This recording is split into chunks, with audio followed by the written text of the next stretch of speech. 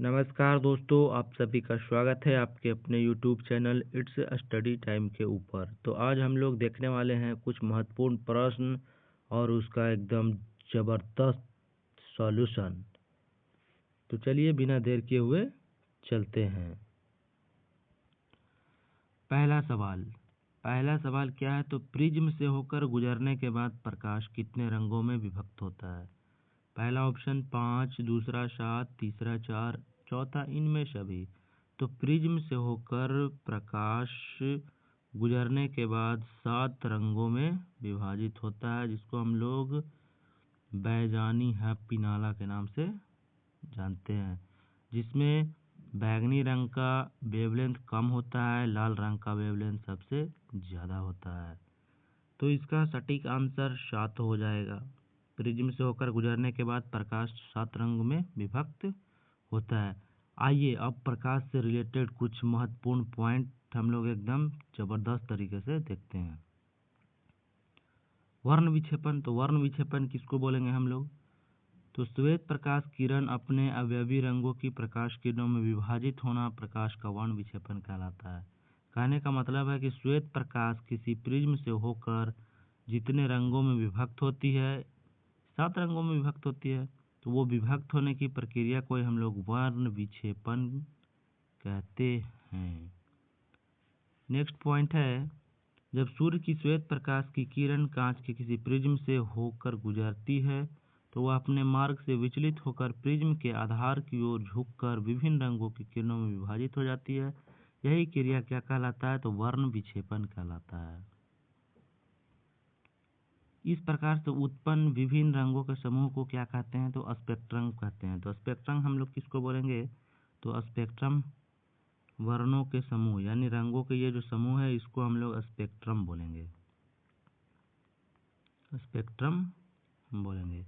यहाँ से देखिए श्वेत प्रकाश आपतित हो रही है और प्रिज्म पे पड़ने के बाद इधर 7 रंग में विभक्त हो रही है, इसको हम लोग क्या बोलेंगे? तो स्पेक्ट्रम बोलेंगे। नेक्स्ट पॉइंट, लाल प्रकाश की किरण का विचलन सबसे कम होता है। लाल प्रकाश की किरण का विचलन सबसे कम तथा बैंगनी प्रकाश की किरण का विचलन सबसे अधिक होता है। नेक्स्ट है बैंगनी रंग का तरंगदैर्घ्य। तो हाँ, बैंगनी रंग का तरंगदैर्घ्य सबसे कम तथा लाल रंग की तरंगदैर्घ्य सबसे अधिक होती है। नेक्स्ट पॉइंट है प्रकाश का परावर्तन। तो प्रकाश का परावर्तन से आप क्या समझते हैं?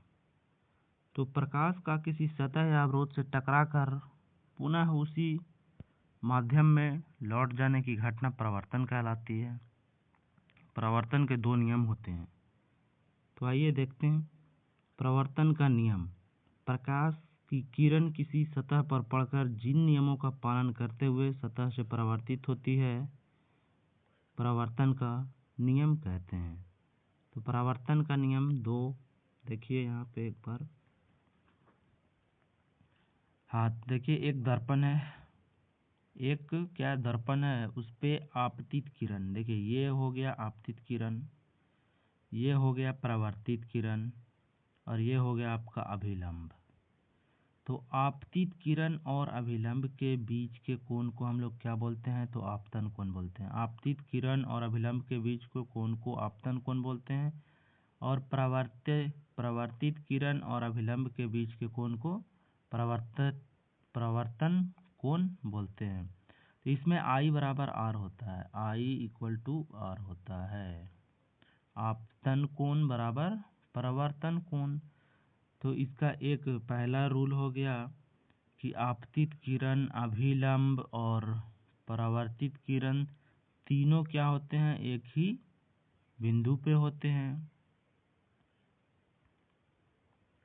और आपतन कोण और परावर्तन कोण बराबर होता है। तो नेक्स्ट पॉइंट है, आपतित किरण, परावर्तित किरण तथा आपतन बिंदु पर डाला गया अभिलंब तीनों एक ही समतल में होते हैं।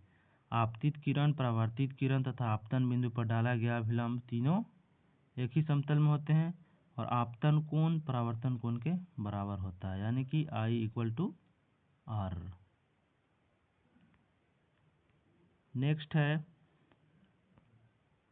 पॉइंट है अपवर्तन प्रकाश की वर्णों के एक पारदर्शी माध्यम से दूसरे पारदर्शी माध्यम में जाने पर दिशा परिवर्तन की घटना को प्रकाश का अपवर्तन कहते हैं।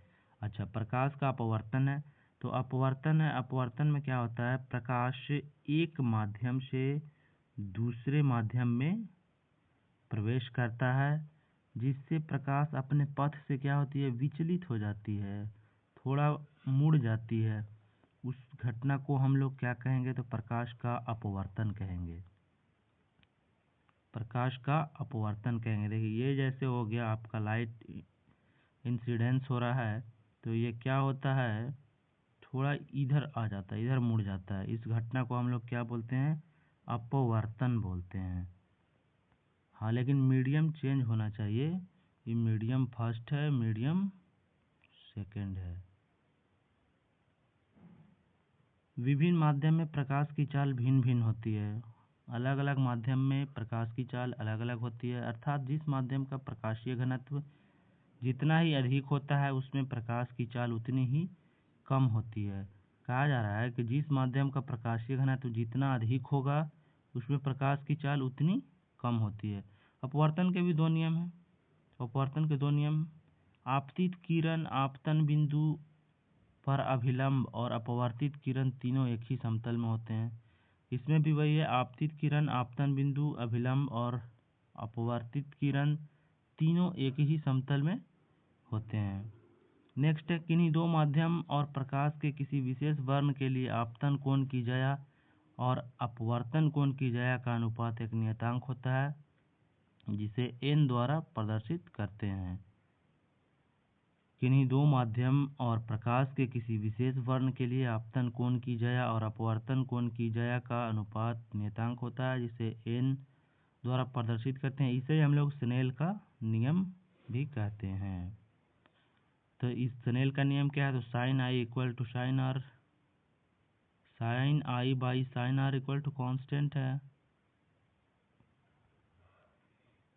यदि आपतन कोण आई हो और अपवर्तन कोण आर हो तो प्रकाश के अपवर्तन के नियम से साइन आई बटा sine r equal to constant होता है।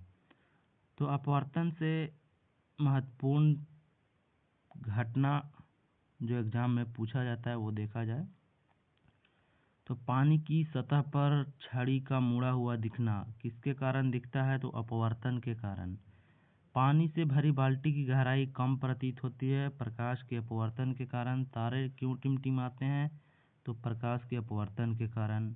वास्तविक सूर्योदय से लगभग 2 मिनट पूर्व सूर्य का दिखाई देना यह भी प्रकाश का अपवर्तन के कारण होता है। वास्तविक सूर्यास्त से लगभग 2 मिनट पश्चात तक सूर्य दिखाई देना प्रकाश के अपवर्तन के कारण होता है। नेक्स्ट है प्रकीर्णन। तो प्रकीर्णन क्या है, जब प्रकाश किसी ऐसे माध्यम से गुजरता है जिसमें धूल तथा अन्य पदार्थों के अत्यंत सूक्ष्म कण मौजूद होते हैं, इनके द्वारा प्रकाश सभी दिशाओं में प्रसारित हो जाता है।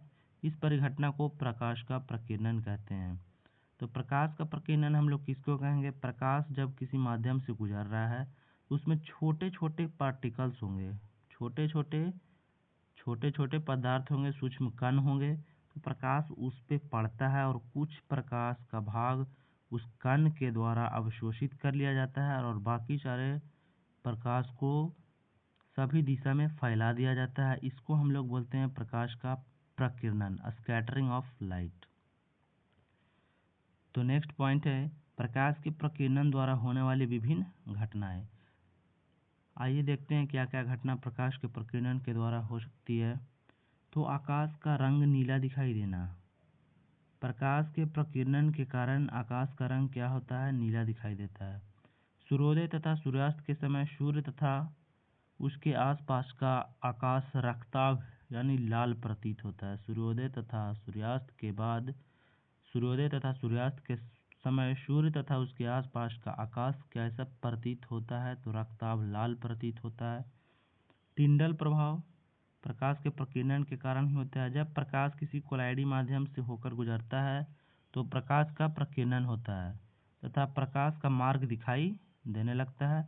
प्रकाश की इस घटना को क्या कहते हैं, टिंडल प्रभाव कहते हैं। नेक्स्ट सवाल है कथकली, तो कथकली किस राज्य की शास्त्रीय नृत्य है? सवाल है। हाँ, तो कथकली किस राज्य का शास्त्रीय नृत्य है? तो कथकली पहला है ऑप्शन केरल, दूसरा बिहार, तमिलनाडु और चौथा पंजाब। तो कथकली किस राज्य का शास्त्रीय नृत्य है? तो कथकली केरल राज्य का शास्त्रीय नृत्य है। अब आइए कुछ राज्यों से संबंधित महत्वपूर्ण डांस के बारे में देख लेते हैं। प्रमुख राज्यों से संबंधित डांस तो एकदम ज़बरदस्त तरीके से देखते हैं। चलिए, पहला है जम्मू कश्मीर। तो जम्मू कश्मीर से संबंधित कौन कौन सा डांस है, कौन कौन सा नृत्य है? तो जम्मू कश्मीर में हिकात हो गया, दमाली हो गया, मंदजास हो गया, कूद और दंडी नाच हो गया। जम्मू कश्मीर में कौन कौन सा डांस है, कौन कौन सा नृत्य है? तो हिकात हो गया, धमाली हो गया, मंदजास हो गया और कूद दंडी नाच होता है। पंजाब का फेमस है भांगड़ा, गिद्दा, डफ, धमान और झूमर। पंजाब का फेमस है भांगड़ा हो गया, गिद्दा हो गया, डफ हो गया, धमान हो गया और झूमर हो गया। नेक्स्ट है उत्तराखंड। उत्तराखंड का गढ़वाली और कुमायूं। उत्तराखंड का फेमस डांस है गढ़वाली और कुमायूं। राजस्थान, राजस्थान का घूमर हो गया, कालबेलिया, गणगौर और जिंदाद। राजस्थान का प्रमुख नृत्य घूमर, कालबेलिया, गणगौर और जिंदाद। नेक्स्ट है उत्तर प्रदेश। उत्तर प्रदेश का कथक शास्त्रीय नृत्य है। उत्तर प्रदेश में हो गया कथक, रासलीला, नौटंकी और कजरी। उत्तर प्रदेश का प्रमुख नृत्य कथक है, वहाँ की शास्त्रीय नृत्य है कथक, रासलीला, नौटंकी और कजरी भी वहाँ पे होता है। नेक्स्ट है झारखंड। झारखंड राज्य का नृत्य छऊ हो गया, सरहुल हो गया, कर्मा हो गया, डागा हो गया और सोहराई हो गया। झारखंड राज्य में छऊ, सरहुल, कर्मा, डागा और सोहराई। नेक्स्ट है पश्चिम बंगाल। पश्चिम बंगाल में जात्रा, बाउल, गंभीरा और ब्रीता। पश्चिम बंगाल का प्रमुख नृत्य जात्रा, बाउल, गंभीरा और ब्रीता। असम बिहू हो गया, बिछुआ हो गया, नट पूजा। महाराष्ट्र खेल गोपाल और सत्रिया। सत्रिया शास्त्रीय नृत्य बना है असम का। नेक्स्ट है अरुणाचल प्रदेश। अरुणाचल प्रदेश का प्रमुख डांस मुखौटा नृत्य और युद्ध नृत्य। अरुणाचल प्रदेश का प्रमुख डांस मुखौटा नृत्य और युद्ध नृत्य। नेक्स्ट है मणिपुर। मणिपुर का क्या है? तो मणिपुरी शास्त्रीय नृत्य है। उसके अलावा राखाल और नटरास। मणिपुर का नृत्य राखाल, नटरास और मणिपुरी वहाँ की शास्त्रीय नृत्य है। गुजरात में क्या? तो गरबा और डांडिया मनाया जाता है। गुजरात में गरबा और डांडिया। नेक्स्ट है ओडिशा। ओडिशा का ओडिसी शास्त्रीय नृत्य है वहाँ की। इसके अलावा सवारी, घूमरा और डंडा जात्रा। तो ओडिशा का क्या है? शास्त्रीय नृत्य ओडिसी है। हाँ, तो ओडिशा का हो गया ओडिसी, सवारी, घूमरा और डंडा जात्रा वहाँ का प्रमुख नृत्य है। नेक्स्ट है महाराष्ट्र। महाराष्ट्र का क्या हो गया? लावनी हो गया। महाराष्ट्र लावनी, तमाशा और झेलिम। महाराष्ट्र का प्रमुख नृत्य लावनी, तमाशा और झेलिम। नेक्स्ट है कर्नाटक। कर्नाटक का यक्षगान फेमस है वहाँ लाम्बी और करगा। कर्नाटक में यक्षगान, लाम्बी और करगा। आंध्र प्रदेश का क्या है? तो आंध्र प्रदेश कुचिपुड़ी शास्त्रीय नृत्य है वहाँ की। ठीक है, इसके बाद घंटामरदाला और हिंसा। आंध्र प्रदेश का प्रमुख नृत्य कुचिपुड़ी, घंटामरदाला और हिंसा। नेक्स्ट है केरल। केरल का मोहिनी अट्टम वहाँ की शास्त्रीय नृत्य है और कथकली। मोहिनी अट्टम और कथकली दोनों ही केरल का है। और है ओट्टनथुल। ओट्टनथुल गरीबों की कथकली या लंबाड़ी, कृष्णाट्टम आदि ये सारे केरल के ही है। केरल में कौन कौन सा है? तो मोहिनी अट्टम। हाँ, तो केरल का कौन कौन सा है? तो मोहिनी अट्टम हो गया, कथकली हो गया, ओट्टनथुल हो गया, ये गरीबों की कथकली या लंबाड़ी इसको बोला जाता है, कृष्णाट्टम आदि। नेक्स्ट है तमिलनाडु। तमिलनाडु में क्या है? तो भरतनाट्यम, कुम्मी, कोलाट्टम और कावड़ी। तमिलनाडु में क्या है तो भरतनाट्यम है, कुम्मी है, कोलट्टम और कावड़ी तमिलनाडु का प्रमुख नृत्य है। नेक्स्ट है सवाल, टार्टरिक अम्ल का प्रयोग हम लोग कहाँ करते हैं? टार्टरिक एसिड का प्रयोग कहाँ किया जाता है? सबसे पहली बात है टार्टरिक एसिड पाया किसमें जाता है? तो टार्टरिक एसिड इमली में पाया जाता है। टार्टरिक एसिड इमली में पाया जाता है। तो टार्टरिक एसिड का प्रयोग कहाँ करते हैं? पहला ऑप्शन बेकिंग पाउडर, मुरब्बा बनाने, अचार बनाने, सोडा वाटर बनाने। तो बेकिंग पाउडर बनाने के लिए हम लोग टार्टरिक एसिड का प्रयोग करते हैं। टार्टरिक एसिड का प्रयोग कहाँ करते हैं? तो बेकिंग पाउडर बनाने के लिए। तो इसका सही आंसर है बेकिंग पाउडर। अचार में कौन सी एसिड होती है? तो ऑक्जेलिक एसिड होती है। टमाटर और अचार में ऑक्जेलिक एसिड होती है। सोडा वाटर में कार्बोनिक एसिड। सोडा वाटर बनाने में कार्बोनिक एसिड का यूज़ किया जाता है। तो आइए कुछ महत्वपूर्ण अम्ल और उसका यूज़ कहाँ पे होता है उसके बारे में हम लोग देखते हैं। कुछ महत्वपूर्ण अम्ल एवं उनके प्रमुख स्रोत। तो पहला है टैनिक अम्ल। तो टैनिक अम्ल कहाँ पाया जाता है? तो चाय में पाया जाता है। टैनिक अम्ल चाय में पाया जाता है। कार्बोनिक अम्ल का यूज़ हम लोग करते हैं। कार्बोनिक अम्ल शीतल पेय एवं सोडा वाटर बनाने में करते हैं। कार्बोनिक अम्ल का प्रयोग शीतल पेय एवं soda water, soft drink. Acetic अम्ल अचार या सिरका में होता है। एसिटिक अम्ल अचार या सिरका में होता है। लैक्टिक अम्ल खट्टा दूध में लैक्टिक अम्ल। मैलिक अम्ल आपका सेब में होगा। साइट्रिक एसिड नींबू में पाया जाता है। और ब्यूटारिक एसिड दुर्गंधयुक्त मक्खन। ब्यूटारिक एसिड दुर्गंधयुक्त मक्खन में पाया जाता है। नेक्स्ट है टार्टरिक एसिड। तो टार्टरिक एसिड बेकिंग पाउडर बनाने में टार्टरिक एसिड का यूज़ करते हैं बेकिंग पाउडर बनाने में। साइट्रिक एसिड अचार मुरब्बा आदि के परिरक्षण में। साइट्रिक एसिड अचार मुरब्बा आदि के परिरक्षण के लिए साइट्रिक एसिड का यूज़ होता है। बेंजोइक अम्ल खाद्य पदार्थों के परिरक्षण में। खाद्य पदार्थों के परिरक्षण के लिए बेंजोइक अम्ल का प्रयोग किया जाता है। और एक है सैलिसिलिक एसिड। तो सैलिसिलिक अम्ल है जो दर्द निवारक दवाओं के निर्माण में इसका यूज होता है। आगे आपका नेक्स्ट सवाल क्या है? तो परहेलियोमीटर का प्रयोग कहाँ किया जाता है? परहेलियोमीटर का प्रयोग कहाँ किया जाता है? ऑप्शन है सौर विकिरण, हवा की आर्द्रता, झूठ का पता लगाने के लिए और स्वर्ण की शुद्धता मापने के लिए। तो परहेलियोमीटर का प्रयोग कहाँ किया जाता है? इसका सही आंसर है सौर विकिरण में परहेलियोमीटर का उपयोग किया जाता है। नेक्स्ट है हवा की आर्द्रता मापने के लिए क्या किया जाता है? और झूठ का पता लगाने के लिए किस चीज़ का उपयोग किया जाता है? और स्वर्ण की शुद्धता मापने के लिए किस चीज़ का प्रयोग किया जाता है? तो आइए एक ज़बरदस्त तरीके से नीचे एक लिस्ट दिखाते हैं आपको।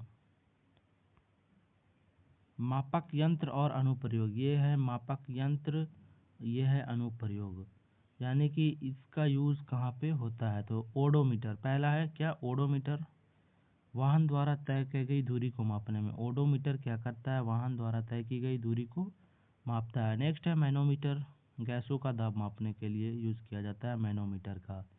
हाइड्रोमीटर से तरल पदार्थ का सापेक्षिक घनत्व मापा जाता है।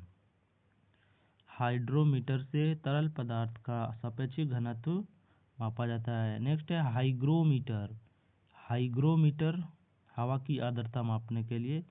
हाँ, हाइड्रो तरल पदार्थ का सापेक्षिक घनत्व और हाइग्रो हवा की आर्द्रता मापने में काम आता है। एमीटर विद्युत धारा मापने के काम आता है। कैरेट मीटर से सोने की शुद्धता को हम लोग मापते हैं। और पॉलीग्राफ क्या है? तो पॉलीग्राफ से झूठ का पता लगाया जाता है। झूठ का पता लगाने वाला यंत्र होता है पॉलीग्राफ। अल्टीमीटर से हम लोग ऊंचाई मापते हैं। ऑडियोमीटर ध्वनि की तीव्रता मापने में। और क्रोनोमीटर जहाज़ों में सही समय का पता लगाने में, क्रोनोमीटर जहाज़ों में सही समय का पता लगाने में, और एक है स्टेथोस्कोप, जिसको हम लोग देहाती भाषा में आला बोलते हैं। डॉक्टरों के पास होता है, वो हृदय की ध्वनि सुनने में स्टेथोस्कोप का यूज किया जाता है। एक है थर्मामीटर, थर्मामीटर से हम लोग टेम्परेचर मापते हैं।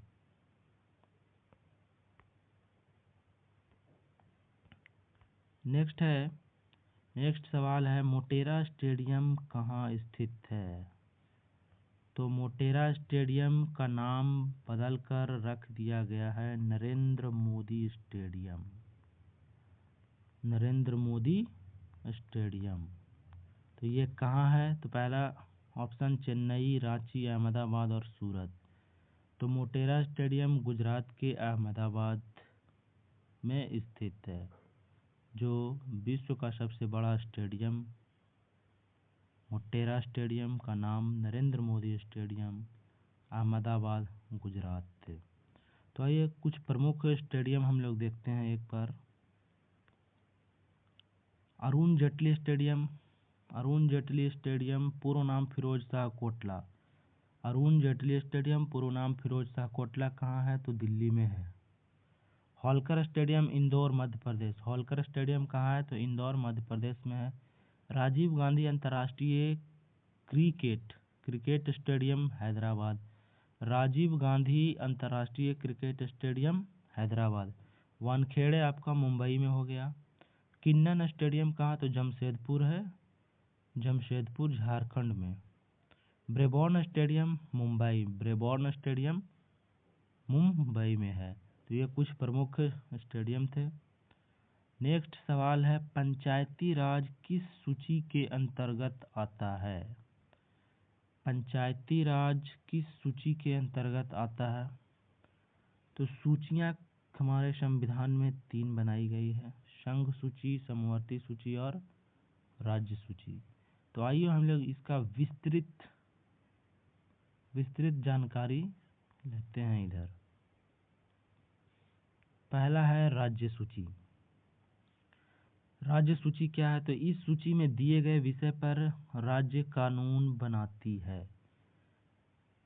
इस सूची में दिए गए विषय पर राज्य सरकार कानून बनाती है। राष्ट्र हित में संबंधित होने पर केंद्र भी राज्य सूची के विषय पर कानून बना सकती है।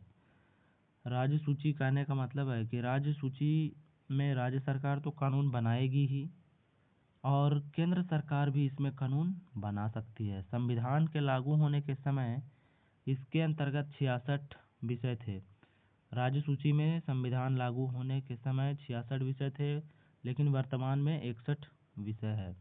अब राज्य सूची में कौन कौन सा विषय शामिल है? तो शांति और व्यवस्था, पुलिस, जेल, स्थानीय शासन, कृषि, जन स्वास्थ्य, राज्य के अंदर होने वाला व्यापार और न्याय विभाग राज्य सूची के विषय में शामिल है। दूसरा है समवर्ती सूची। तो इसके अंतर्गत दिए गए विषय पर केंद्र एवं राज्य दोनों कानून बना सकती है। केंद्र सरकार और राज्य सरकार दोनों कानून बना सकती है, परंतु कानून के विषय समान होने पर केंद्र सरकार द्वारा बनाया गया कानून ही मान्य होगा। समवर्ती सूची में केंद्र और राज्य दोनों सरकार बना सकती है, लेकिन विषय अगर सेम है, समान है, तो केंद्र सरकार द्वारा बनाया गया ही मान्य होगा। राज्य सरकार द्वारा बनाया गया कानून केंद्र सरकार के कानून बनाने के साथ ही समाप्त हो जाता है। और संविधान के लागू होने के समय समवर्ती सूची में 47 विषय थे और वर्तमान में बढ़कर 52 हो गए हैं। तो समवर्ती सूची के अंदर कौन कौन सा आता है? तो समवर्ती सूची के अंदर कुछ प्रमुख विषय हैं, दीवानी और फौजदारी कानून एवं प्रक्रिया। दीवानी और फौजदारी कानून एवं प्रक्रिया, विवाह तथा तलाक, शिक्षा, आर्थिक नियोजन, बिजली, समाचार पत्र, श्रमिक संघ और वन समवर्ती सूची के अंदर आते हैं। दीवानी और फौजदारी हो गया, कानून हो गया, कानून एवं प्रक्रिया, विवाह तथा तलाक, शिक्षा, आर्थिक नियोजन, बिजली, समाचार पत्र, श्रमिक संघ और वन समवर्ती सूची के अंतर्गत आते हैं। नेक्स्ट है संघ सूची। तो संघ सूची में केंद्र सरकार कानून बनाती है। संघ सूची में इस विषय में केंद्र सरकार कानून बनाती है और संविधान के लागू होने के समय इसमें 97 यानी 97 विषय थे, वर्तमान में 100 विषय हैं। संघ सूची में कुछ महत्वपूर्ण विषय शामिल हैं। तो देश की प्रतिरक्षा संघ सूची में शामिल है। विदेशी मामला, युद्ध एवं शांति हो गया, रेल हो गया, डाक हो गया तथा तार, मुद्रा बैंकिंग और परमाणु शक्ति आदि। संघ सूची में क्या क्या शामिल है? तो देश की प्रतिरक्षा हो गया, विदेशी मामला हो गए, युद्ध एवं शांति हो गया, रेल हो गया, डाक एवं तार हो गया, मुद्रा बैंकिंग और परमाणु शक्ति, ये सब कहाँ शामिल है? तो संघ सूची में शामिल है। तो संघ सूची पे कौन कानून बना सकती है? तो सिर्फ और सिर्फ केंद्र सरकार कानून बना सकती है। नेक्स्ट सवाल है, भारत में पंचायती राज से संबंधित समितियाँ, पंचायती राज से संबंधित समितियाँ। तो पहला है अशोक मेहता समिति 1977 से 1978। अशोक मेहता समिति आती है 1977 से 78। GVK राव समिति 1985 में आती है, GVK राव समिति। लक्ष्मीमल सिंघव समिति 1986 में आता है, लक्ष्मीमल सिंघवी समिति 1986 में आता है। थुंगन समिति 1988 में आता है और गाडगिल समिति भी 1988 में ही आता है। तो ये है पंचायती राज से संबंधित कुछ समितियाँ। नेक्स्ट है प्रशांत महासागर की जलधाराएं। प्रशांत महासागर की जलधाराएं। प्रशांत महासागर में 2 प्रकार की जलधाराएं पाई जाती है, ठंडी जलधाराएं और गर्म जलधाराएं। तो ठंडी जलधाराएं क्यूराइकल जलधारा। ठंडी जलधारा के अंतर्गत 4 हैं, क्यूराइकल जलधारा, कैलिफोर्निया की जलधारा और हम्बोल्ट या पेरू की जलधारा, अंटार्कटिका की जलधारा। ठंडी जलधारा 4 हैं, क्यूराइकल जलधारा, कैलिफोर्निया की जलधारा, हम्बोल्ट या पेरू की जलधारा और अंटार्कटिका की जलधारा। और गर्म जलधारा में भी 5 है। तो गर्म जलधारा कौन कौन सी है? क्यूरोसियो की जलधारा और अलास्का की जलधारा हो गया, सुसीमा की जलधारा हो गया और पूर्वी ऑस्ट्रेलिया की जलधारा हो गया और एल नीनो जलधारा। तो गर्म कौन कौन सी है? तो क्यूरोसियो की जलधारा, अलास्का की जलधारा, सुसीमा की जलधारा, पूर्वी ऑस्ट्रेलिया की जलधारा और एल नीनो की जलधारा है। तो ये थे प्रशांत महासागर की जलधाराएं। तो आज के लिए इतना ही दोस्तों।